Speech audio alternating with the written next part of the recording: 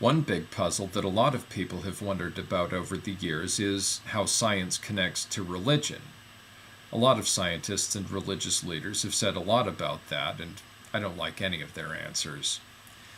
A lot of scientists talk about religion as if it's all some big misunderstanding, and a lot of religious leaders talk about science as if it's all a big lie. But if you look at it all as an education puzzle, it's pretty simple. As a child, you start out learning about simple ideas, and then you work your way up to learning about more complicated ideas. As people have developed more technology over the ages, they've been able to find more complicated information. When you look through a microscope, you can see a lot of things that you can't see with your eyes. But once upon a time, people didn't have microscopes. Well, the things you learn first are the things you learn the best, because when you learn about an idea for the first time, it has the most powerful effect on you. That's why one thing teachers learn in their certification training is to make sure they teach things right the first time. This means that as technology has advanced and people have discovered more complicated information, it keeps getting harder and harder to teach children simple ideas at the beginning that can build all the way up to the complicated ideas without any of the ideas getting mixed up. Something else teachers learn in certification training is that if you teach your students conflicting ideas, that's going to be a big problem to the future of their education, because if you teach them to believe two opposite things, they won't know which to believe. So think of it like this. The story of creation in the book of Genesis is a story that was first told to people who didn't have microscopes or telescopes or computers and a lot of other things.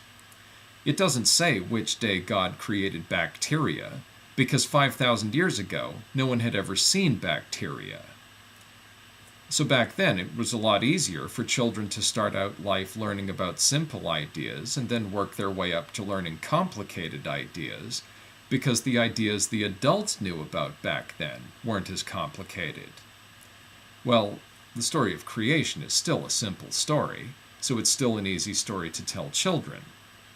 But it doesn't connect to the complicated ideas people have figured out now. What's your kid going to think when he learns about bacteria or dinosaurs or whatever, and wonders which day they were created? Well, you've heard the saying, don't work hard, work smart. Okay, if the creator of the universe is all wise, why do you think he hasn't heard of that saying too? The scientists with their microscopes and telescopes and stuff have been figuring out how simple stuff created more complicated stuff. And that brings us up to the theory of evolution. There are two big things a lot of people misunderstand about the theory of evolution. The first is the theory part, and the second is the evolution part. The of part is pretty straightforward. In everyday language, the word fact means something real, and the word theory means an idea someone thought of. But scientists use the words almost completely opposite of that. To scientists, a fact is a direct observation someone has made. A theory is a pattern someone has discovered that shows how a lot of facts fit together, so that based on the information you know now, you can accurately predict something that's going to happen in the future. So in everyday language, a fact is better than a theory, but among scientists, a theory is better than a fact. If you want to be a doctor, you have to learn about biology. In order to learn biology, you have to learn about evolution, because that's the big pattern that makes the facts fit together. The theory of evolution is what makes biology a science. Without it, biology is just a bunch of facts. It's too many facts for anyone to memorize, and it doesn't show you any way to make predictions. So most parents don't realize this, but when you're a kid and you wonder where the universe came from, and they tell you a story about creation that doesn't include bacteria, They've made it harder for you to learn biology, so they've made it harder for you to graduate from medical school. But at the same time, people believe in religions because they believe their religions are important. All the things you believe are important about your religion are things you believe are important, period. So, for scientists to say that religion is all just a big misunderstanding just isn't good enough. In fact, when your parents tell you about creation, they're trying to teach you simple ideas now that will build up to more complicated ideas later.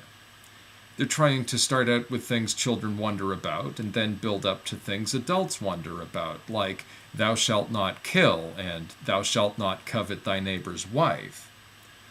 But they don't realize that they're building up to those complicated ideas in ways that create obstacles to you learning other complicated ideas.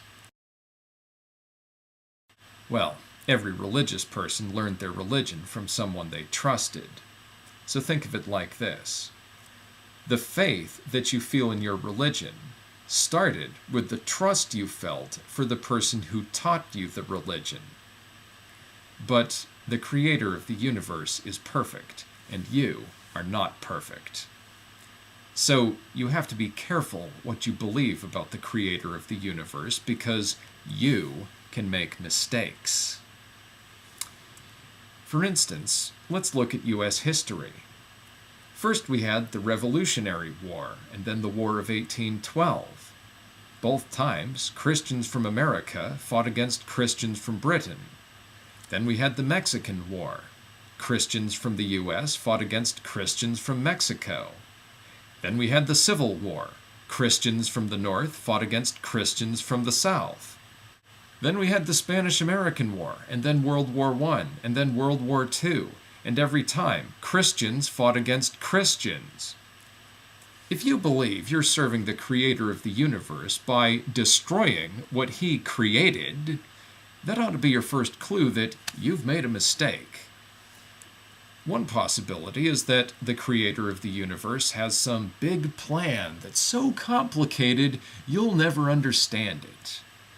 But a much simpler possibility is that you've made a mistake. And if you say that it's not your fault because you're not perfect, you're just making excuses.